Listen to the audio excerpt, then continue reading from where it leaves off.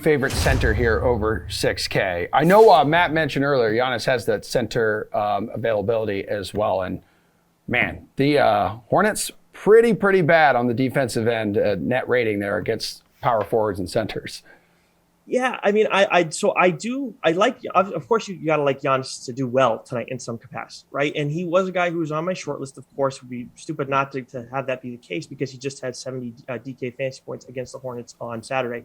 But ultimately, Joel Embiid is the guy I'd rather pay up for tonight if I'm going to go and get for my high price guy at 11K against the Rockets. And I understand the concern about this being a blowout, but he just dropped 72.75 DK fantasy points on the Rockets last time out. And he's in a situation where his usage rate is absolutely absurd. I talked about it with Seth Curry a little bit, but it's even more ridiculous for Embiid. Without Maxey and Milton on the floor this season, Embiid has a 41.3 usage rate. So, I mean, I can't ignore that. What he already did against the Rockets recently, just over a week ago, that happened. And this still has one of the highest totals on the DraftKings Sportsbook tonight as well. So Embiid is my favorite center tonight.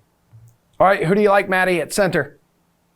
So my answer to the question is I don't think there's a center you need to have because there are a lot of good ones, and you can only roster, I guess, two of them, one at the utility spot, one at the center spot. Yusuf Nurkic is the guy that I think is the best points per dollar play at 7,000. But I'm going to go with Bobby Portis at 6,800 as the GPP guy because Nurkic is in a game where you definitely could see the Nets just blow out the Blazers. Kyrie's playing.